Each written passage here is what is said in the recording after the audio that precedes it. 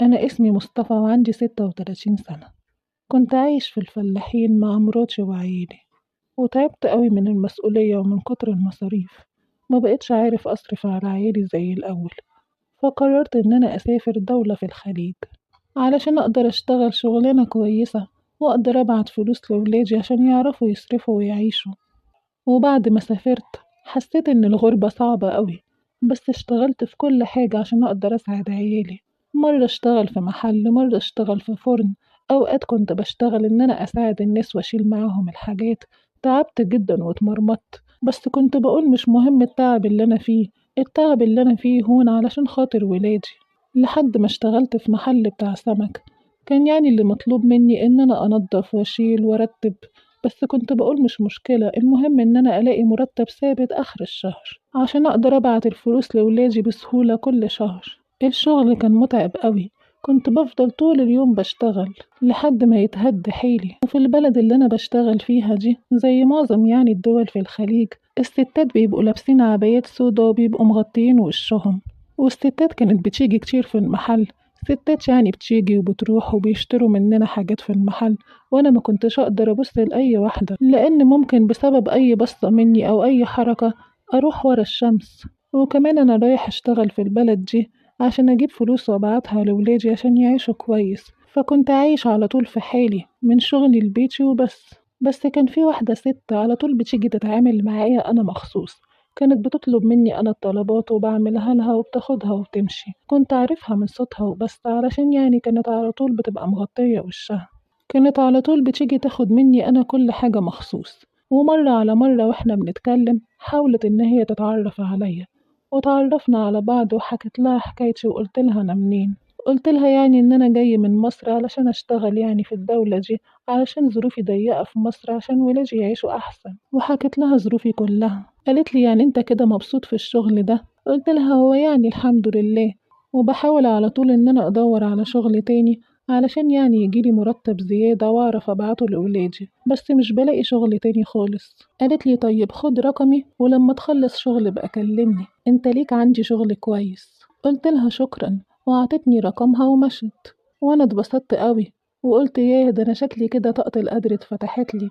الست دي شكلها غنية وهتشغلني شغل كويس، مش مهم الشغل هيكون ايه، بس اكيد مادام هي عرفت ظروفي وعرفت ان انا محتاج الفلوس اكيد هتشوف لي شغل هيكون براتب كويس. وكنت مبسوط جدا. وبعد ما روحت البيت اتصلت بيها، وقالت لي ان هي محتاجة سواق، وسألتني بتعرف تسوق ولا لأ. قلت لها اه بعرف اسوق كويس ومعايا رخصة كمان. قالت لي طيب تمام قوي، انا هبسطك قوي عندي، بس المهم ان انت لما تيجي تشتغل معايا تبقى تحت طوعي وتحت امري، وما تبقاش تعمل اي مشاكل، وتبقى امين جدا معايا. قلت لها طبعا يا ست هانم انا هكون تحت امرك وتحت طوعك. انا جاي هنا علشان اشتغل وبس، انا جاي علشان اكل عيش، مش جاي عشان اي حاجة تانية. واكيد حضرتك كنتي بتشوفيني في المحل وانا بشتغل، شايفة ان انا مش بتاع لعب يعني، وعلى طول ببقى ملتزم بشغلي كويس. قالت لي خلاص شوف هتسيب شغلك امتى واتصل بيا وتعالى على طول. ولما رحت الشغل في محل السمك تاني يوم قلت لهم ان انا عايزة اسيب الشغل عندهم، وكنت من جوايا طاير من الفرحة من غير ما اعرف الست هانم هتديني مرتب كام. بس كنت فرحان اني هشتغل سواق بدل المرمطة والتعب اللي انا فيه ده. قلت أكيد يعني المرتب اللي أنا هاخده أكيد مش هيكون أقل من اللي أنا باخده في محل السمك، المهم إن أنا هبقى مرتاح شوية وأبقى كويس.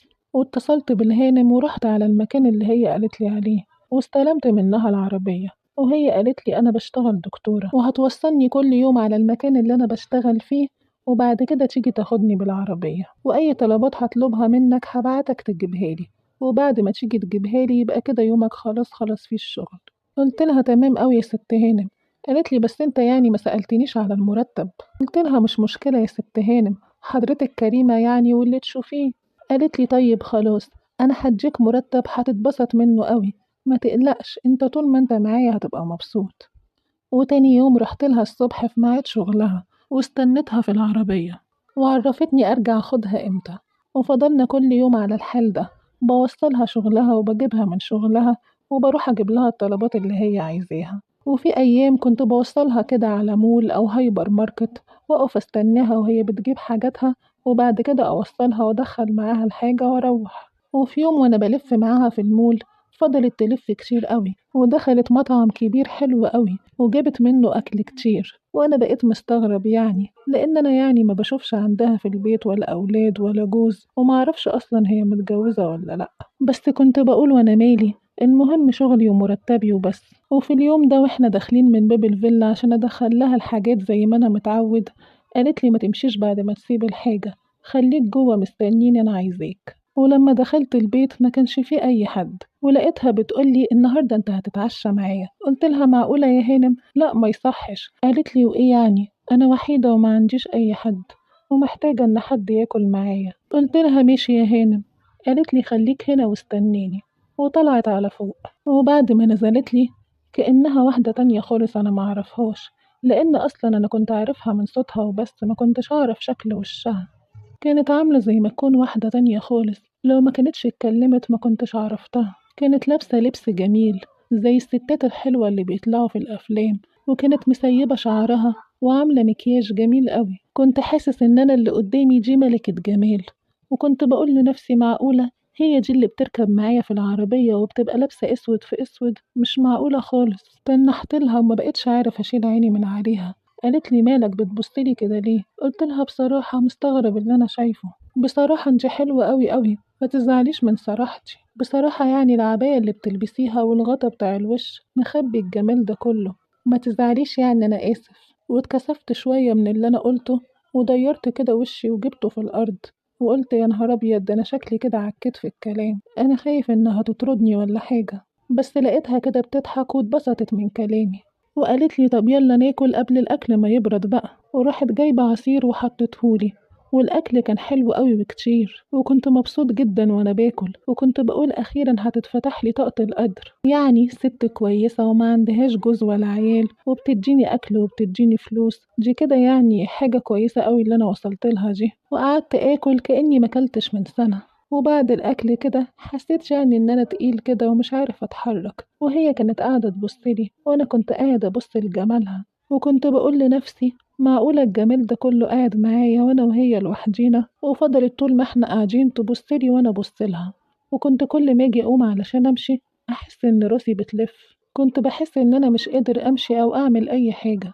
وفي لحظة كده ومن غير اي مقدمات لقيتها قامت قعدت جنبي وفضلت تهزر معايا وتقرب مني اكتر واكتر. حسيت ان هي عايزة حاجة كده، وقلت لنفسي معقولة يكون اللي في دماغي ده صح؟ وأنا كان بقالي شهور بعيدة عن مراتي، وقت ما حسيت باللي هي عايزاه ده أنا كمان كنت حاسس إن أنا عايز زيها. ولقيتها بتقرب مني أكتر وفضلت تعمل كل حاجة، وأنا كنت قاعد مش دريان بالدنيا. كنت حاسس كده إن أنا زي ما أكون في حلم، وفي نفس الوقت كنت مش قادر أعمل حاجة.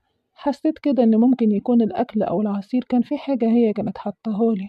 وحصل ما بينا كل حاجة زي المتجوزين، ونمنا لحد الصبح. ولما صحيت لقيت نفسي نايم في مكاني على الأرض، والهانم كانت لسه نايمة وكانت جنبي. وأنا بدأت أفتكر حاجات من اللي حصلت بالليل، وكنت حاسس إن راسي تقيلة قوي. وأول ما الهانم صحت فضلت أتأسف لها على اللي حصل. قلت لها أنا آسف على اللي حصل مني، أنا ما كنتش عارف أنا بعمل إيه.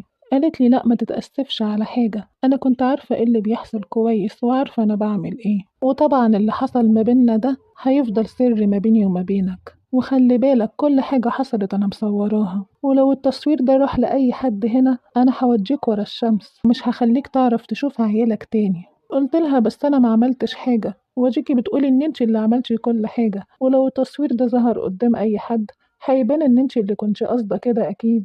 قالت لي لا هنا في البلد دي مش هيصدقوا اللي انت بتقوله ده، هنا كده انت يعتبر متهجم عليا.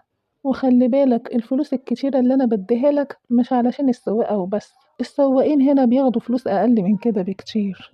أنا جبتك هنا تشتغل بمزاجي علشان أنت عجبتني، وأنا واحدة متطلقة وما عنديش عيال وعايشة لوحدي، وعايزة اللي حصل ما بينا امبارح ده يحصل معاك كل يوم. عايزاك كل يوم بعد ما تخلص شغلك تدخل معايا على هنا ونفضل مع بعض.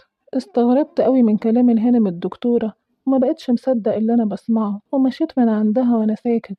وروحت على البيت وأنا مش عارف أتلم على أعصابي، وكنت بفكر وأنا زعلان ومش عارف أعمل إيه.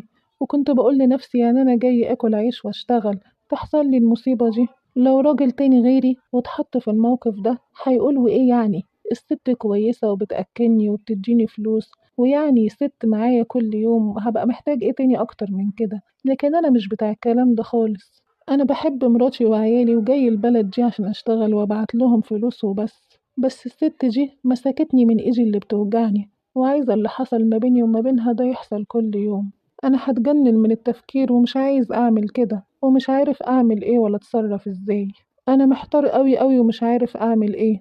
أنا محتاج رأيكم جدا، محتاج مساعدتكم، أرجوكم ساعدوني.